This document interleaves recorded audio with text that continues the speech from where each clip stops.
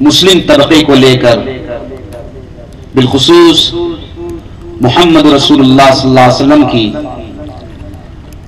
ذات کو لے کر جو غلط فہمیاں غیروں کے درمیان ہیں، ہمیں ان غلط فہمیوں کا ازالہ کرنا ہے۔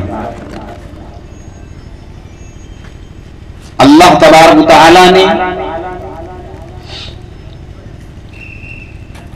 ہمارے نصیبے میں یہ بات لکھی ہے تو خدا کے اس فیصلے سے ہم راضی ہیں کہ اس زمین پر خدمت دین کے لیے اور اللہ کے رسول صلی اللہ علیہ وسلم کے مقام اور عظمتوں کے حوالے سے آپ صلی اللہ علیہ وسلم کی سیرت کو بیان کرنے کے لیے اللہ نے ہمیں زندہ رکھا ہے، تو ہمیں اپنی زندگی تک، اپنی موت کی اس آخری ہچکی تک اللہ کے نبی صلی اللہ علیہ وسلم کے دین، اللہ کی معرفت، محمد رسول اللہ صلی اللہ علیہ وسلم کا مقام رسالت، یہ باتیں جو ہے آپ کی سماعتوں کے حوالے کرنا ہے۔ آج نہیں، زندگی کے ہر موڑ پر ہمارا کام یہ رہے گا کہ ہم اس مشن کو آگے بڑھائیں، اللہ کے رسول صلی اللہ علیہ وسلم کے اس دین کو اور اس طرف کو جس طرف کو لے کر جناب رسول صلی اللہ علیہ وسلم اس دنیا میں آئے تھے، ہمیں اس طرف کو اور ان کی تعلیم کو جو ہے آگے بڑھانا ہے، یہ ہمارا مقصد ہے۔ سرکار اعلیٰ حضرت فاضل بریلوی علیہ رحمت و رضوان نے کیا ہی اچھی بات کہی ہے، سن لو آدھا میں بگڑنے کا نہیں، سن لو آدھا یعنی دشمن کو کہتے ہیں، سن لو آدھا میں بگڑنے کا نہیں، ہے سلامت وہ بچانے والے، ہے سلامت وہ بچانے والے۔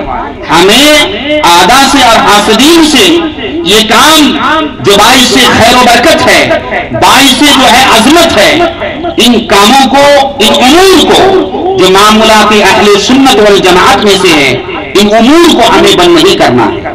اللہ کے نبی صلی اللہ علیہ وسلم کی اس جشن ولادت کو، جس کو ہم مستحب سمجھتے ہیں اور کوئی درجہ نہیں، واجب اور فرضیت کا اسے درجہ نہیں دیتے، ہم جو حیثیت اس کو ہے، علماء اہل سنت نے شریعت کے دائرے میں رہ کر جو حکم دیا ہے اسی حکم پر ہمیں عمل کرنا ہے۔ اللہ کے نبی صلی اللہ علیہ وسلم کی تعریف، آپ کی توصیف بشریت کی حد میں رکھ کر کرنی ہے، اور کون کر سکتا ہے؟ بادس خدا بزرگ تو ہی خصہ مختصر، بڑی عظیم ذات ہے محمد رسول اللہ کی، اللہ کے نبی صلی اللہ علیہ وسلم کی بڑی عظمت والی ذات ہے۔ یہ ذات کہ مجھے معلوم ہے کہ میرا بچپنا تھا، مفسر قرآن حضرت علامہ مولانا ظہیر الدین صاحب نے اسی اسٹیج سے سامعین کو خطاب کرتے ہوئے فرمایا تھا، سب سے پہلے محمد رسول اللہ کو رسول کی حیثیت سے جاننے سے پہلے آپ رسول نہیں، رسولہ نہیں، بلکہ عبدہ کو جانو کہ وہ ان کے بندے ہیں۔ کیسا بندہ؟ اللہ کا یہ کیسا مقدس بندہ ہے۔ سب سے پہلے اس حیثیت کو جان لو، عبد کی حیثیت کو جان لو، رسول کا مقام اور مقام رسالت یہ جاننے کی کوشش کرو، اللہ کے رسول صلی اللہ علیہ وسلم کا کون سا مقام ہے۔ ہمیں اپنے نبی کو اسی حیثیت سے ماننا ہے جس حیثیت سے ان کے رب نے انہیں دنیا میں بھیجا ہے، اسی حیثیت سے ہم رسول اللہ صلی اللہ علیہ وسلم کو مانیں گے۔ آپ صلی اللہ علیہ وسلم کی تعلیمات کو ہمیں عام کرنا ہے۔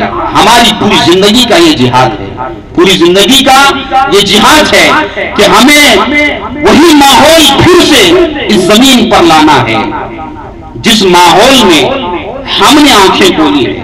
ہمیں وہ محبتوں بھرا ماحول جو ہے اس زمین میں لانا ہوگا، اور اس کے لیے آپ کو بھی کوشش کرنی ہے، مجھے بھی کوشش کرنی ہے۔ روشنی لائی ہے منزل سے بہت دور ہمیں، روشنی لائی ہے منزل سے بہت دور ہمیں، وہ اندھیرا ہی بھلا تھا قدم راہ پر تھی اسی لیے جو ہے میں اس محفل سے دور ہوں، ورنہ ایک زمانے سے میں اس بابرکت محفل میں جلوس میں جلسے میں شرکت کرتا ہوں۔ میں نے کہا بابا جاہلوں کا عمل آپ دلیل بنا کر پیش کر رہے ہیں، حالانکہ ہم نے نہیں دیکھا نہ ہم نے سنا ہے، آپ کی زبان سے ہم سن رہے ہیں۔ اگر ایسا کام وہ کرتا ہے، ایک کسی کا جو ہے پرسنل معاملہ ہو گیا، اللہ اسے ولادت رسول کے طوفیل توفیق دے کہ وہ اس بری عادت سے باز آ جائے، ہم اس کے حق میں یہی دعا کریں گے۔ کسی کی ذات سے محفل خراب نہیں ہوتی، محفل بری نہیں ہوتی، تو تم نے سنی کہیں انکہی بات کہی ہے، مگر میں نے دیکھا ہے نکاح جیسی پاک تقریب میں شرابی بھی آ جاتے ہیں، شراب پینے والے بازو کرسی میں بیٹھے رہتے ہیں۔ تو ذرا غور کرو کہ شرابی کی موجودگی میں نکاح کی پاک محفل خراب ہو سکتی ہے؟